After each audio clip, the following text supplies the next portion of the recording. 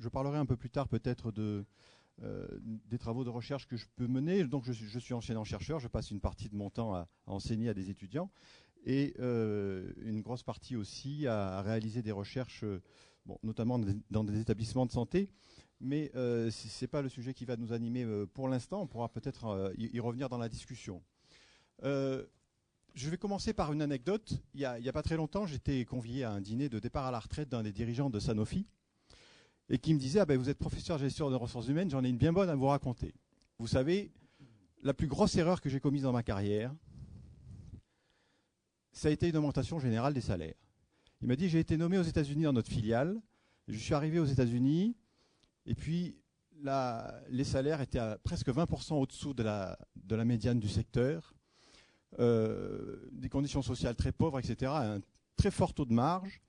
Donc il a dit, très rapidement, j'ai constaté qu'il y avait un problème de motivation globale de la main-d'œuvre. Et donc, en quelques mois, j'ai vu que les marges de manœuvre le permettaient. On est dans un secteur avec une forte intensité capitalistique, peu de coûts de main-d'œuvre. Et donc il a décrété, en un an, une augmentation de 20% des salaires, 10% au bout de 6 mois, 10% au bout des 6 mois suivants. Il prend sa décision, et le lendemain, lorsqu'il arrive, surprise, piquet de grève, banderole, we don't want your duck money, et donc refus de l'augmentation générale des salaires. Alors notre Français, un peu surpris,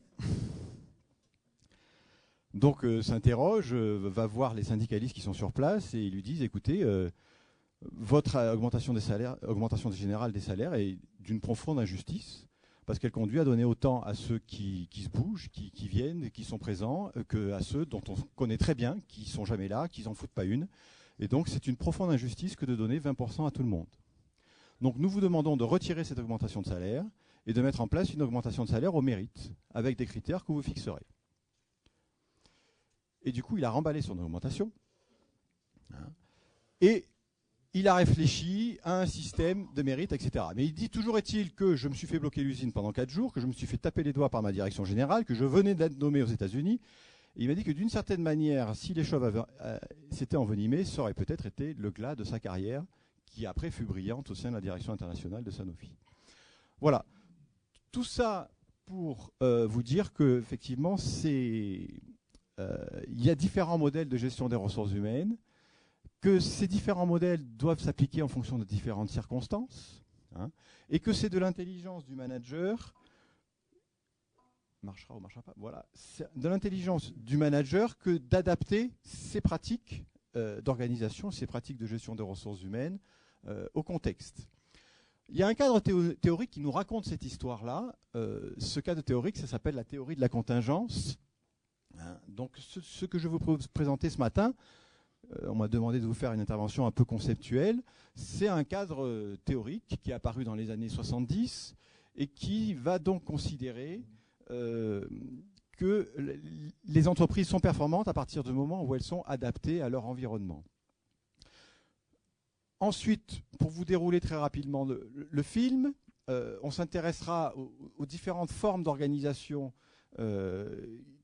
et à leur lien avec l'environnement. On mettra en lien les modèles de gestion des ressources humaines avec ces différentes formes d'organisation. Donc on verra qu'il y a, en tout cas en théorie, 5 modèles de gestion des ressources humaines, dont on essaiera de regarder les caractéristiques. Et puis, nous terminerons sur une réflexion sur ces modèles en termes d'égalité, d'équité, et on pourra évidemment ouvrir sur la discussion.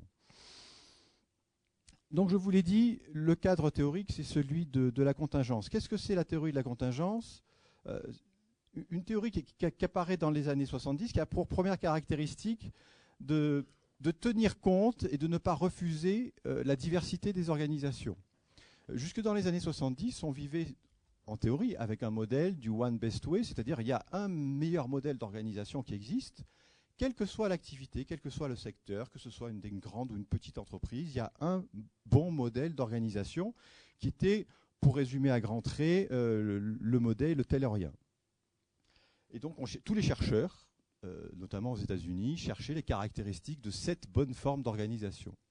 Et puis il y a eu des chercheurs qui, dans les années 70, ont dit arrêtez vos bêtises, regardez la réalité des organisations, on a une grande diversité.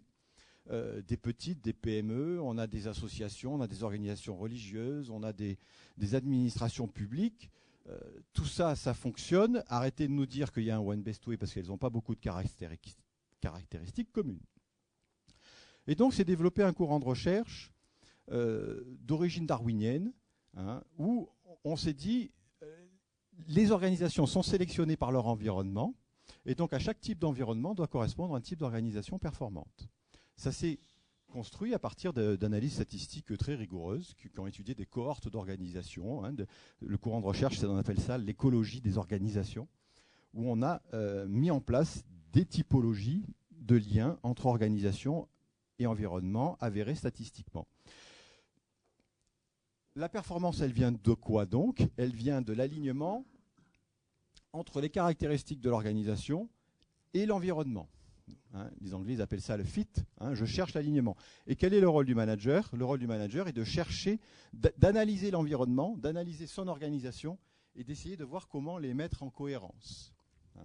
Donc ça a été une des premières recherches qui a mis en avant d'ailleurs le rôle de l'analyse de l'environnement pour le manager. Et donc, on va rechercher un alignement entre l'environnement, la stratégie de l'organisation elle-même, et enfin, les pratiques de gestion des ressources humaines. Ça a été introduit plus récemment, en 2000, par des collègues belges, qui ont mis en évidence, en s'appuyant sur beaucoup d'interventions, qui ont mis en évidence la cohérence avec les modèles de gestion des ressources humaines. Donc, les configurations organisationnelles, je suppose que certains en ont déjà entendu parler.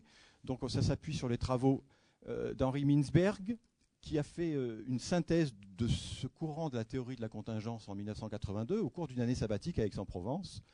Bon, je ne dis pas que le lieu a eu une influence, mais voilà, c'est au pied de la montagne Sainte-Victoire qu'il a été illuminé en mettant en évidence ces 5 configurations.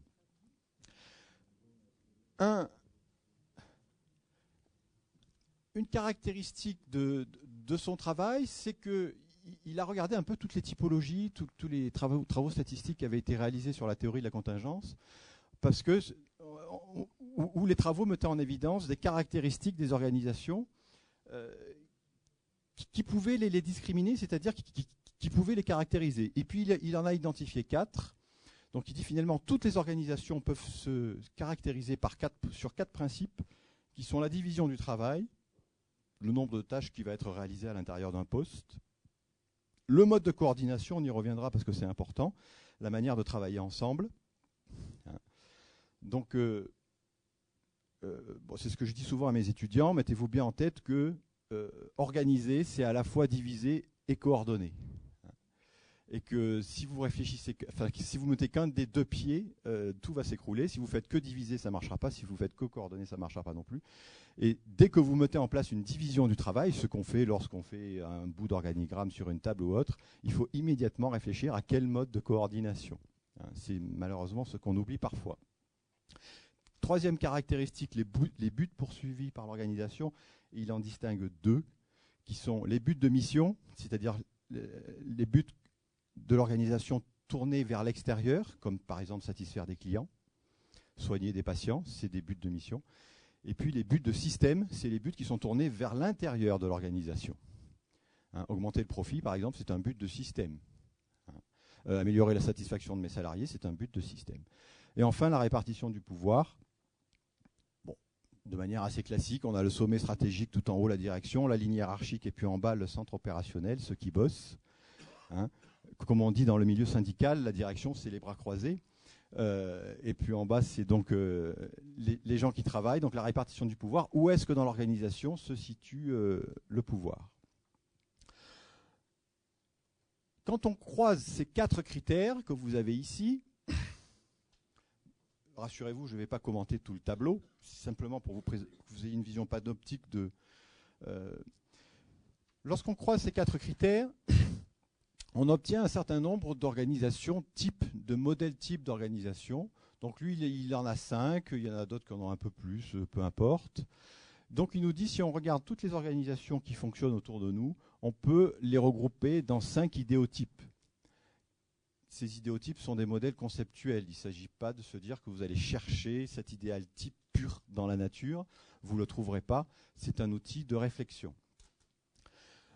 Donc, si on regarde un exemple sur ces différents critères, si on regarde la configuration bureaucratique, on a une division du travail verticale et horizontale qui est forte.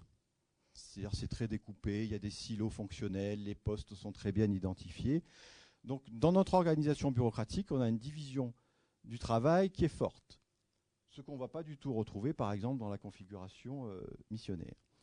La manière dont on fait en sorte que les gens travaillent ensemble, c'est la standardisation des règles.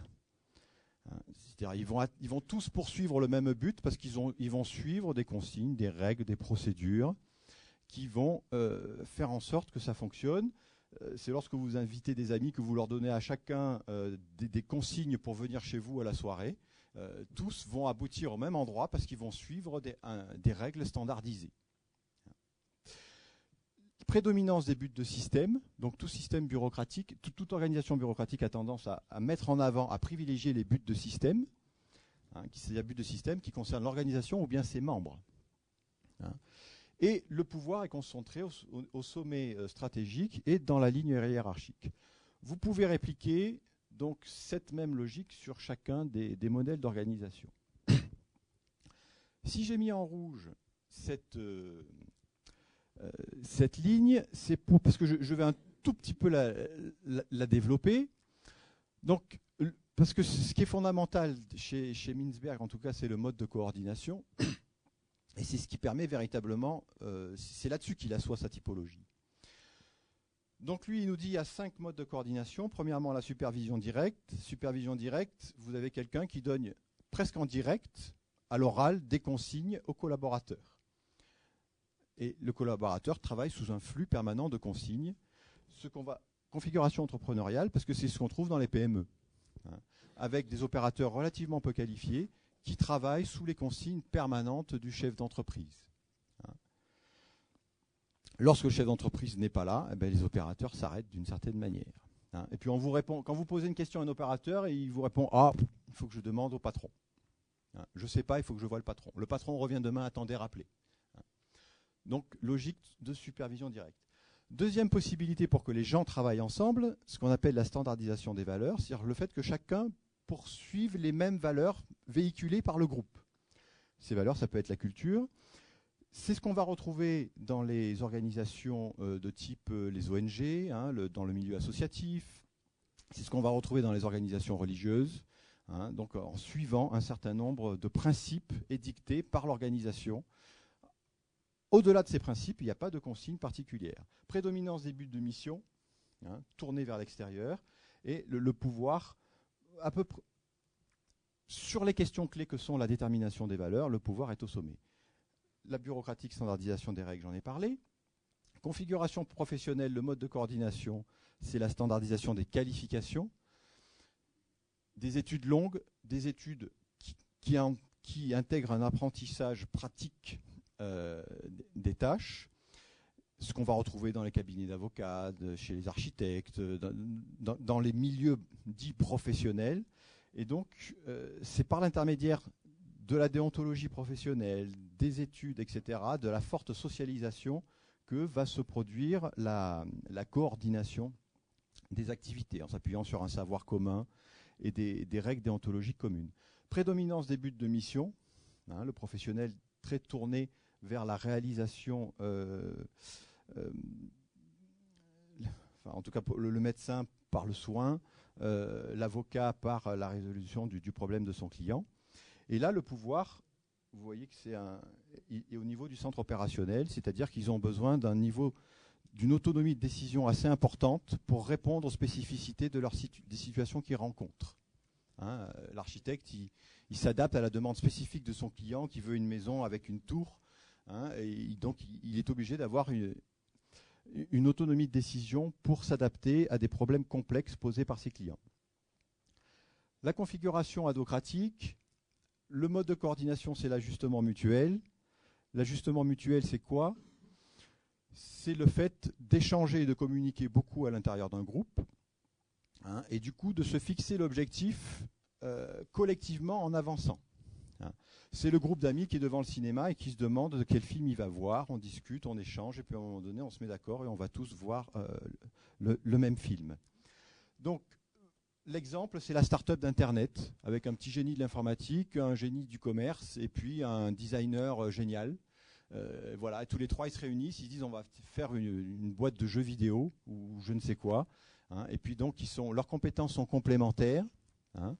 Et vous voyez que j'ai déjà prononcé le mot compétences, parce qu'ils ont des aptitudes à réaliser des tâches complémentaires, et on va se coordonner en communiquant beaucoup.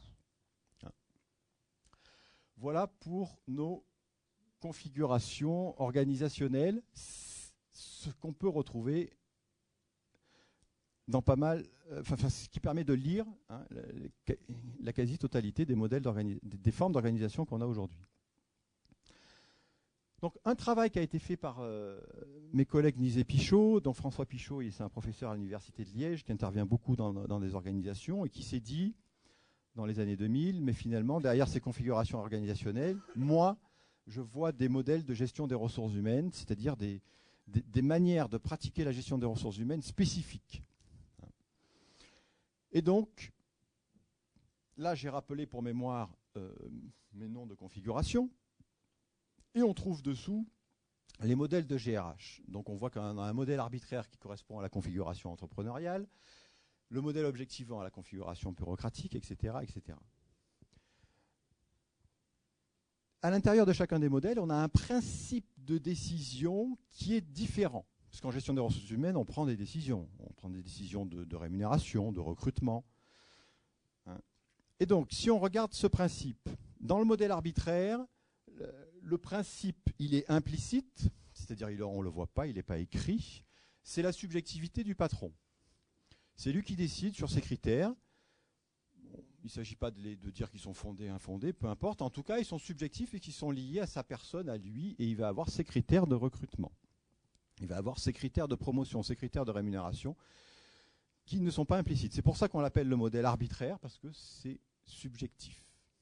Et c'est écrit nulle part. Dans le modèle valoriel, on a un critère qui est là aussi plutôt implicite dans l'application en termes de gestion des ressources humaines, mais qui peut être éventuellement explicité en termes de valeur. Le critère, c'est donc l'adhésion aux valeurs. Ce qui va permettre de prendre une décision de recrutement, de prendre une décision de promotion, ça va être l'adhésion aux valeurs, hein, et donc le comportement de la personne par rapport aux valeurs de l'organisation. Dans le modèle objectivant, les décisions vont être prises sur des principes explicites qui sont la règle et la règle collective. Des règles de promotion, des règles de recrutement avec des concours, des règles de diplôme. Hein. On a des règles et donc tout est fixé par des règles explicites. Le plus souvent négociées avec les partenaires sociaux. Dans la configuration professionnelle, c'est plutôt explicite aussi, et c'est les normes professionnelles, c'est-à-dire qu'à l'intérieur de la profession, qu'est-ce qui fait valeur pour recruter, promouvoir quelqu'un. Si on prend par exemple l'exemple de l'université, le recrutement, on va rentrer là dans la période des recrutements à l'université, le recrutement se fait pour beaucoup sur les publications dans des revues académiques, et donc voilà, ce qui fait valeur, la norme, c'est les publications dans les revues académiques. Donc ces normes peuvent changer d'une profession à l'autre. Dans le modèle individualisant, ce qui fait valeur, c'est le contrat, l'engagement entre l'individu et puis son organisation, hein, ou son équipe. Et donc c'est à partir de ce contrat qu'on regarde si la personne peut être promue, peut être augmentée, etc. Donc, je prends un exemple. Là, ça peut paraître un peu fumeux, mais je prends par exemple le recrutement. Comment se passe le recrutement dans un modèle entrepreneurial? Le recrutement, vous avez le plus souvent des entretiens avec le patron, c'est le patron qui décide. On n'a pas forcément de fiche de poste, de profil, etc. On n'a pas de procédure le plus souvent. On a une petite annonce, quelques candidats, hein, et puis le patron va se renseigner. Et on va s'apercevoir que le principal critère de recrutement qui va être utilisé, ça va être l'allégeance. Ce qui est logique parce qu'on est dans un système de supervision directe. Le patron va donner des consignes en permanence à l'opérateur et donc il faut que ce soit quelqu'un qui soit capable de recevoir les consignes. Et donc on va rechercher une certaine forme de soumission et donc on va éviter les grandes gueules, on va éviter surtout les syndicalistes, on va éviter les gens trop diplômés. Je préfère une tête bien pleine à une tête bien faite à une tête bien pleine. Moi, je leur ai dit tout de suite, écoutez, vos diplômes, vous les mettez dans le tiroir, ça ne m'intéresse pas. Moi, ce qui m'intéresse, c'est votre personnalité, et surtout que vous écoutez bien ce que je vous dis. Donc, le critère principal, c'est l'allégeance. Dans la configuration missionnaire, comment est-ce qu'on recrute? Pour ceux qui ont travaillé dans des associations qui ont fait du bénévolat, le recrutement, il n'y a pas de barrière à l'entrée. Vous vous dites, ben voilà, j'aimerais bien travailler au Resto du Cœur. On va vous dire, ok, samedi matin, 5 heures, on décharge un camion qui arrive de chez Casino avec des yaourts. Tu viens, sans problème. Donc on est sur un processus. Et lorsqu'on vous dit ça, qu'est-ce qui se passe? On va tester votre engagement dans les valeurs. Si vous venez, c'est que vous êtes prêt à vous lever un peu plus tôt le week-end pour venir faire ça. Et ça va être un processus d'intégration où on va sélectionner les gens en fonction de leur comportement et de leur engagement. Parce que la théorie de l'engagement, c'est la correspondance entre les valeurs de l'individu et les valeurs de l'organisation. La modalité de recrutement dans le modèle bureaucratique, c'est le concours. L'archétype, c'est le concours de l'éducation nationale pour, par exemple, l'agrégation de l'enseignement secondaire. C'est des épreuves anonymes, quelque part en France, des copies avec des numéros.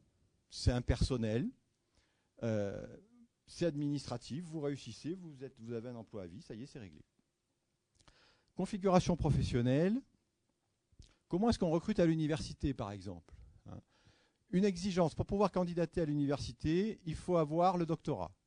Donc c'est une exigence de diplôme, on est bien sur une configuration professionnelle. Tout le monde est passé par ce même processus qui est le doctorat, avec les pairs qui sont très impliqués, puisqu'il y a des jurys, etc. Je vous passe le CNU pour ceux qui le connaissent, qui est un peu la deuxième couche, mais qui est dans la même logique. Après, comment ça se passe? Les gens candidatent à l'université. Qui réunit-on pour sélectionner? On réunit un comité de recrutement qui est constitué de pairs, c'est-à-dire de collègues de la spécialité dans l'université qui enseignent la même discipline. On les réunit, alors maintenant il faut qu'il y ait des extérieurs, donc il y a des collègues extérieurs de la discipline, qui sont souvent les amis d'ailleurs des membres intérieurs.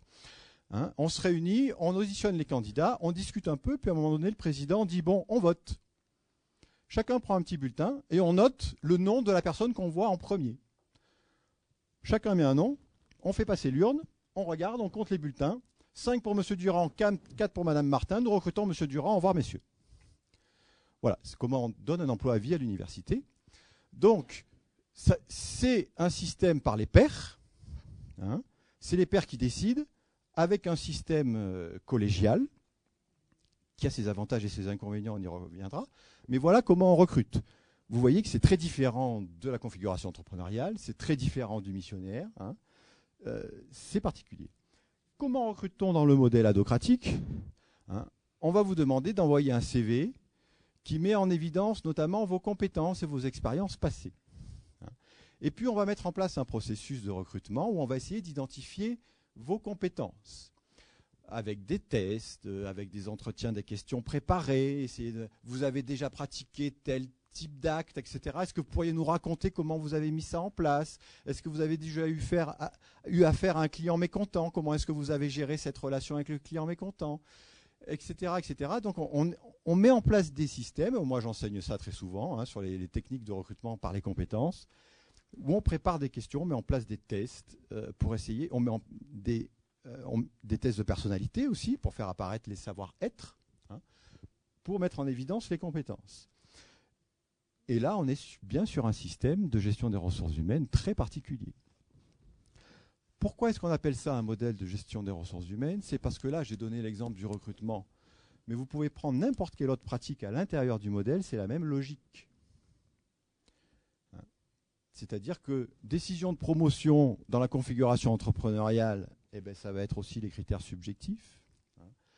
Décision de promotion ici, ça va être en fonction de l'avancement dans l'adhésion aux valeurs. Ici, on va vous dire, vous voulez être promu, allez passer le concours. le concours du grade au-dessus. Ici, vous voulez être promu, hein, et ben vous allez repasser devant la commission qui va voter pour votre promotion, pour passer prof première classe, pour passer ci, pour passer ça. Et puis là, eh ben pour la promotion, ben ça va dépendre de l'évolution de vos compétences. Il va falloir vous former, il va falloir montrer que vous avez compétences et performances. Vous pouvez faire ça pour la formation, vous pouvez faire ça pour l'évaluation, vous pouvez faire ça pour beaucoup de pratiques de GRH. On est sur la même logique. Donc maintenant, regardons un peu les caractéristiques de ces modèles. La décentralisation de la fonction RH. Dans un modèle arbitraire, elle n'est pas décentralisée du tout, parce que c'est le patron qui décide de tout. Donc elle est très centralisée. Dans le modèle valoriel, elle est décentralisée. La gestion des hommes est décentralisée. C'est-à-dire que c'est au niveau des équipes, c'est au niveau du terrain qu'on va mettre en place des systèmes de formation, etc. Donc ça va être décentralisé, sauf évidemment au niveau des valeurs.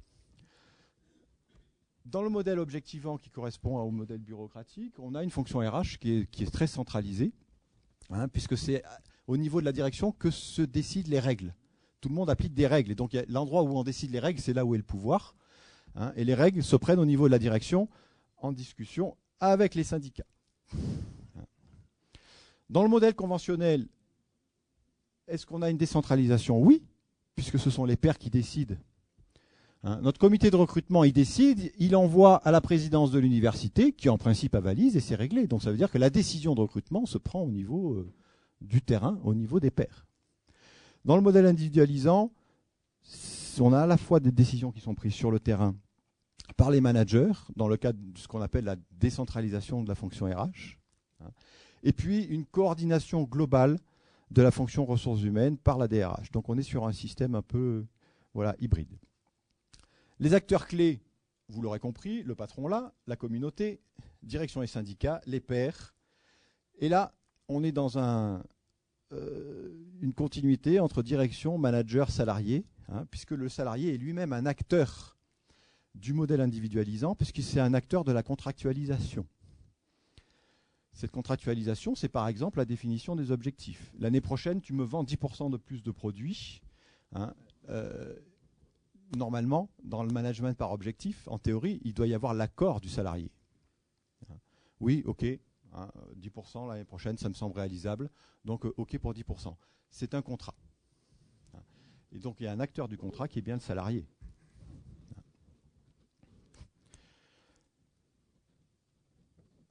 Le style de leadership, savoir quel est le meilleur mode de leadership dans chacun de ces modèles.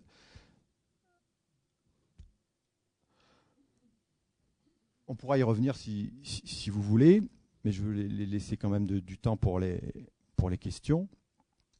Donc, un élément de ce que nous dit donc cette théorie de la contingence, c'est que les modèles sont efficaces que dans certaines circonstances. Les 5 modèles qu'on a vus, quand est-ce qu'ils marchent respectivement? Donc, en fonction de 3 critères, qui sont la stratégie de l'organisation, son marché des biens, et ici, les caractéristiques du marché du travail, quelles sont les circonstances où ça marche bien? Le modèle arbitraire, vous pouvez vous en douter, d'abord, ça marche que pour les petites organisations. Le modèle arbitraire ne marche pas pour les grandes. Le modèle arbitraire marche que pour les petites. C'est le modèle type de la PME. Qui a du mal à aller au-delà de 10-20 personnes, parce qu'après la supervision directe explose, c'est la crise cardiaque du chef d'entreprise à 45 ans, parce qu'il est tout le temps sous pression, hein, et qu'il n'y arrive plus. Je me rappelle avoir visité une entreprise, à un moment donné je travaillais sur le secteur des fruits et légumes, et j'étais à Rungis, et je faisais une enquête chez un grossiste en fruits et légumes. Et donc c'est une petite boîte qui avait commencé à Rungis, et là maintenant il avait une grosse boîte, il avait 50 salariés, il en avait 30 présents sur le site de Rungis. Et dans son bureau, il avait 30 écrans de surveillance.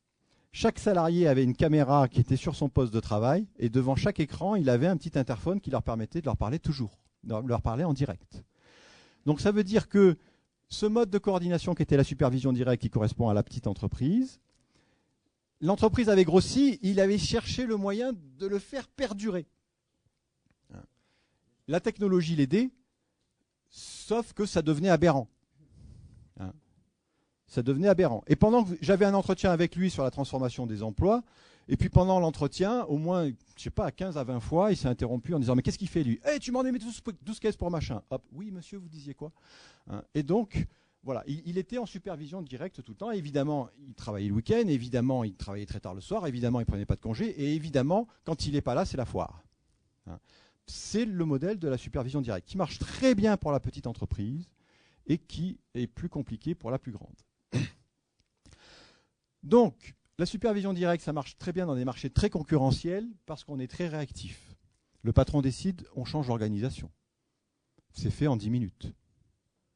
Dans les grosses, évidemment, c'est beaucoup plus compliqué. Dans un secteur très concurrentiel où il faut la réactivité, ça marche. C'est un type d'entreprise aussi qui va bien fonctionner dans des secteurs en dérégulation, qui ne sont pas trop régulés, parce qu'on va pouvoir exercer sa créativité et chercher des niches de marché. Donc on va chercher la dérégulation. Ça va très bien fonctionner aussi pour une réduction des coûts, tout simplement parce que c'est une structure où il n'y a pas de technostructure. On n'a pas de contrôleur de gestion, de directeur des ressources humaines, de contrôle de directeur qualité, etc. On est sur une structure qui est beaucoup plus légère. Et c'est un modèle qui marche avec des faibles niveaux de qualification, puisque la consigne de travail vient du patron, le niveau de qualification exigé au niveau des opérateurs peut être relativement faible. La compétence, elle est chez le patron. On n'a pas besoin d'avoir beaucoup de compétences chez l'opérateur. Donc, on va pouvoir fonctionner avec une faible qualification sur le marché du travail. Et l'idéal pour eux, évidemment, c'est un marché du travail dérégulé, où on puisse embaucher, licencier facilement, etc. Ils n'aiment pas du tout les contraintes, le droit du travail, parce qu'on a besoin de souplesse et de réactivité. Le modèle valoriel, je ne vais pas beaucoup en parler pour ne pas perdre de temps. Il ne nous concerne pas trop. Le modèle objectivant, il fonctionne surtout donc sur des environnements stables. Parce que le principal problème du modèle objectivant, c'est qu'il a une faible réactivité. Parce que pour changer, il faut changer la règle. Et pour changer la règle, il faut la réécrire, il faut la négocier, etc. Donc c'est toujours un peu long. Donc c'est un modèle qui n'aime pas changer. Donc il est à l'aise dans les environnements stables, et stable et régulé. Parce que quand lui-même est soumis à des règles, du coup la transposition des règles, ça il sait faire. Et dans un environnement régulé, on va avoir effectivement des critères rigoureux, par exemple, sur des normes ISO, des choses comme ça, qui vont faire que la règle va permettre de renforcer, de mettre en place la régulation externe à l'intérieur de l'organisation. Donc ce qu'on sait très bien faire, c'est de la standardisation et à bas coût. Reproduire la même chose dans le temps et à bas coût, le système bureaucratique est le meilleur pour faire ça. Parce qu'on peut chiader les coûts, on peut reprendre la règle pour revoir le processus de production, pour gagner 3 sous ci, 3 sous là, améliorer le processus, chronométrer, etc.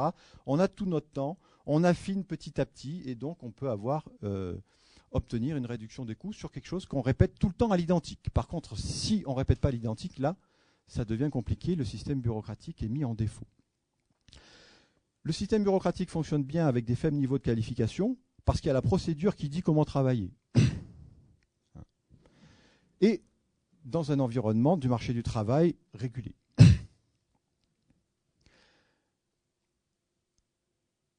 Dans le modèle individualisant, donc, il va fonctionner dans un système plus concurrentiel, parce que dans le modèle individualisant, il y a cet ajustement mutuel qui permet une réactivité, une adaptation assez rapide aux transformations de l'environnement.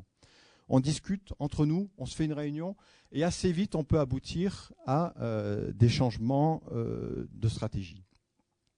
Donc, on va apprécier les systèmes peu régulés, des environnements concurrentiels. Ça va bien marcher pour des stratégies notamment d'innovation, des stratégies de différenciation, c'est-à-dire lorsqu'on cherche à apporter une valeur ajoutée. Et on va commencer à avoir besoin de niveaux de qualification assez importants. Donc, pour essayer le modèle individualisant, c'est le modèle de la grande entreprise d'aujourd'hui. avec les concepts clés qui sont compétences-performance. Donc ce que vous avez dans des bouquins de gestion des ressources humaines classiques que vous pouvez acheter à la FNAC, on vous parle de gestion des compétences, procédure de recrutement, c'est le modèle individualisant. C'est le modèle de la grande entreprise.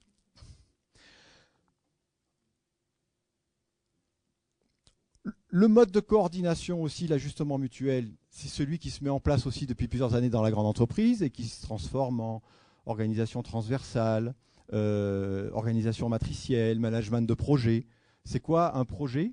C'est réunir des gens autour d'un objectif commun qui ont des compétences complémentaires. C'est tout simplement de l'ajustement mutuel qui est introduit dans une organisation bureaucratique.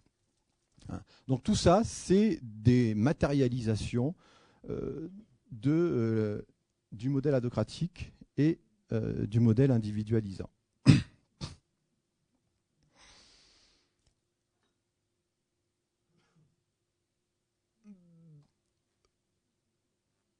Alors, j'ai déjà été long.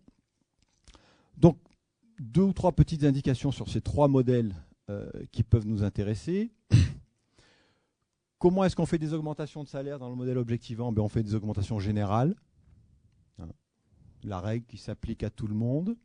Puisque le modèle objectivant a pour philosophie un peu le caractère impersonnel. La règle impersonnelle.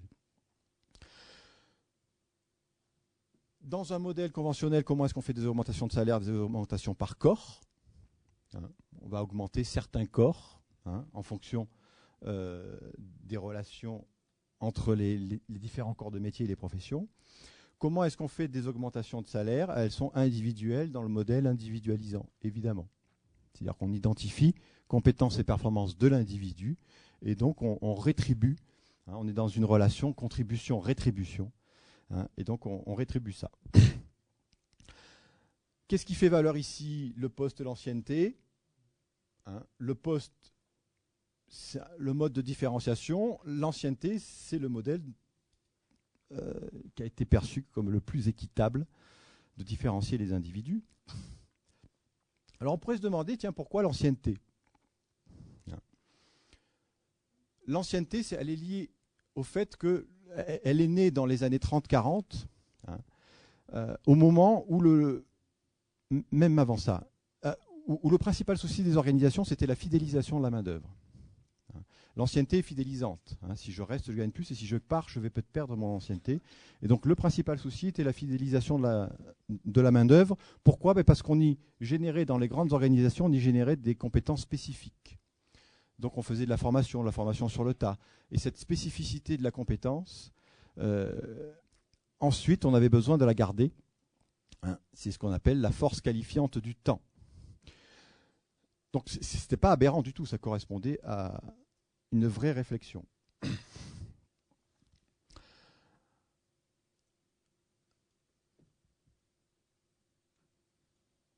On termine par les avantages et les inconvénients de ces modèles.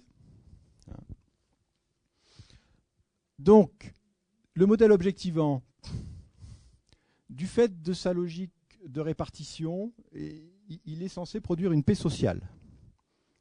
Quand je donne 100 à tout le monde, 1% d'augmentation à tout le monde, c'est censé garantir une paix sociale, limiter les tensions.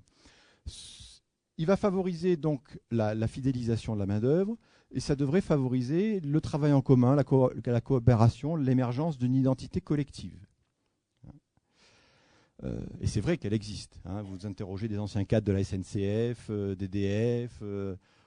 J'ai fait mon apprentissage à EDF, j'ai été formé, j'ai fait toute ma carrière. Je me suis marié avec quelqu'un d'EDF, je vis dans une maison d'EDF. Bon, et tout ça, il y a, si vous voulez, quand même une identité, une logique communautaire qui se crée. On a des services RH qui sont relativement peu développés, puisque s'ils font de l'application de la règle, par conséquent, on n'a pas besoin d'avoir beaucoup de gens pour faire des choses très compliquées. Les inconvénients, je l'ai dit tout à l'heure, faible réactivité. Il faut changer la règle dès qu'il y a la moindre chose. Un nouveau poste, il faut renégocier la classification. Donc voilà, ce n'est pas réactif du tout parce qu'il faut modifier la règle. Un inconvénient, c'est la croissance difficilement maîtrisable de la masse salariale. C'est-à-dire que voilà, il y a des protections et il y a aussi la règle de l'ancienneté qui fait que voilà, il y a des glissements de masse salariale qui sont difficilement contrôlables. Et puis l'inconvénient, c'est que comme on est surtout sur du collectif, il y a des passagers clandestins. Au niveau individuel, on n'est jamais certain du plein engagement de tous. Donc il y a le risque de passagers clandestins sur lesquels on ne peut pas faire grand-chose, puisqu'il n'y a pas d'individualisation de la gestion des ressources humaines. Le modèle conventionnel, le gros avantage, c'est que finalement la GRH est gérée par les professionnels eux-mêmes. C'est eux qui se forment entre eux dans leurs congrès, c'est eux qui décident de se recruter de manière communautaire, c'est eux qui décident de sanctions parce qu'il y a un ordre des avocats ou autre qui va sanctionner. Et donc du coup, ça allège les responsabilités en termes de GRH de l'organisation. Quand c'est bien fait, d'une certaine manière, ça facilite les choses. Là aussi, on a une faible réactivité parce qu'on travaille sur des normes sociales et sur des systèmes de formation qui sont lourds à manipuler. Donc changer des compétences, changer des qualifications, c'est compliqué parce qu'il faut revoir le système de formation. On a un faible contrôle de la direction. Vous ne contrôlez pas bien ce qu'ils font, les pairs, les décisions qu'ils vont prendre. Nous, à l'université, on a souvent les directeurs d'IAE, des directeurs du FR qui nous disent ben voilà, j'aimerais bien plutôt tel candidat parce qu'il correspond bien à ce que je voudrais lui faire faire. Et puis le comité de recrutement prend complètement quelqu'un d'autre. Il voulait quelqu'un en comptabilité, on le recrute quelqu'un en marketing. Hein. Et donc les directeurs du FR s'arrachent les cheveux parce qu'ils ne contrôlent pas la décision prise par les pairs. Et puis, un gros problème, c'est le syndicalisme catégoriel. C'est-à-dire que quand on a des professions, on a des groupes qui se considèrent plus comme groupe que comme organisation. Et du coup, il va y avoir des luttes entre groupes entre eux. Hein, donc on voit ça à l'université avec le syndicalisme autour des personnels techniques, les enseignants-chercheurs, etc. Et le syndicalisme catégoriel, ça crée des surenchères. Vous venez de donner 1% d'augmentation au personnel technique, les enseignants se mettent en grève, nous demandons à avoir 3% parce que c'est nous les personnels les plus importants dans cet établissement. Hein. Et donc c'est très difficile à gérer parce que ça crée des surenchères qui peuvent conduire à une inflation des salaires. Le modèle individualisant. Bon, les avantages, c'est qu'on a un système qui stimule les compétences et la motivation, hein, puisqu'on a des systèmes de primes qui incitent à la motivation, on a des systèmes d'évaluation des compétences, on fait beaucoup de formations, hein, de manière à faire évoluer les compétences des gens. Les motivations individuelles. L'inconvénient, c'est que la GRH devient plus compliquée, parce qu'il faut des critères, il faut des évaluations, il faut des systèmes de primes qui soient bien foutus et qui soient bien gérés. Et donc, du coup, il faut renforcer le service RH. Hein, au travers de deux sujets qui sont la gestion des rémunérations, hein, ce que les anglo-saxons appellent le compensation and benefits, et la gestion des compétences, hein, ce qui s'appelle le talent management. Un risque, c'est l'élitisme, c'est-à-dire que vous allez concentrer les ressources sur les plus performants. Petit à petit, la dérive du système, c'est de concentrer les ressources, les primes, les efforts de formation sur les plus performants. Et donc on voit dans les entreprises qui ont mis en place ça, maintenant, la grande mode, c'est la gestion des hauts potentiels. Hein. Et on met en place des programmes fast track, hein, pour accompagner les hauts potentiels, pour qu'ils aillent encore plus vite, pour qu'à 35 ans, ils soient en poste de direction générale. Hein. Et donc on met en place une université d'entreprise, surtout destinée donc à ces high performers. Hein. Et c'est logique, puisque on met en place un système qui vise à développer la performance et la compétence. Quand on voit des performants et des compétents, on va mettre les ressources dessus. Et à un moment donné, l'écart va devenir énorme avec les autres, sur lesquels on aura relativement peu investi en compétences et en formation. Et du coup, ça crée des organisations qui peuvent se trouver très déséquilibrées, générer du conflit social, hein, générer des départs dans l'entreprise. Et donc là, ce qu'on voit bien dans les grosses entreprises aujourd'hui, c'est la tendance à l'élitisme qui est un gros danger. Le travers bien connu, c'est l'individualisme. Comme les primes sont individuelles, que les trajectoires sont individuelles, les gens jouent perso. Hein.